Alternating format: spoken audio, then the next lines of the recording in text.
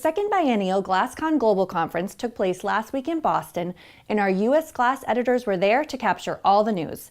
I'm Tara Tafra, and welcome to our July newscast for Door and Window Market Magazine.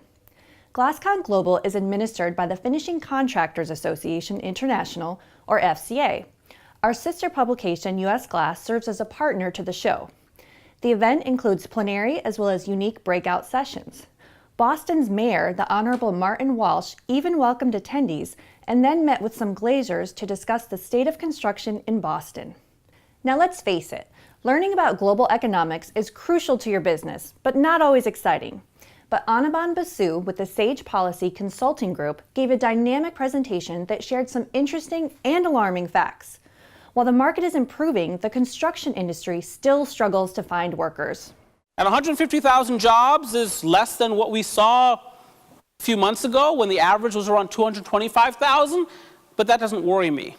Why? Because the unemployment rate in America is so low. It's hard to find workers. It's not just about labor demand, it's also about labor supply. The construction unemployment rate, the unemployment rate for construction workers in America, is now down to 4.6%. Not because we've been adding jobs in construction in the last few months, but because construction workers are leaving the industry.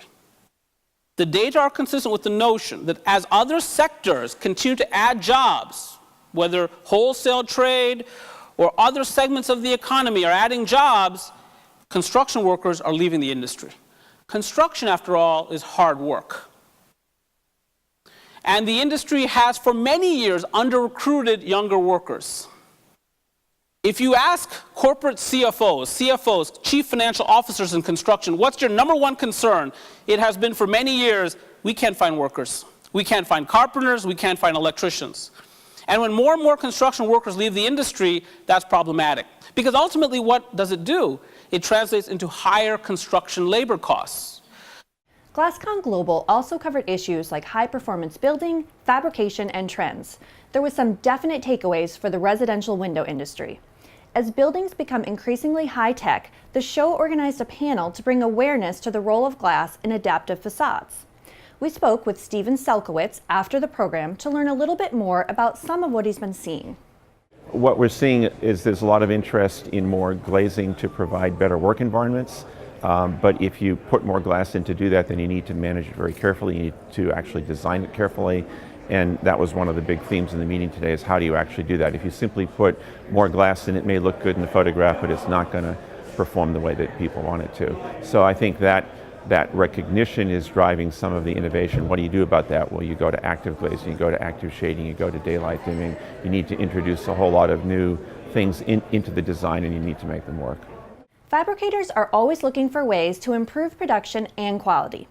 Von Schaus of Carrare spoke about glass laminating and the possible causes of blemishes, as well as how to prevent them.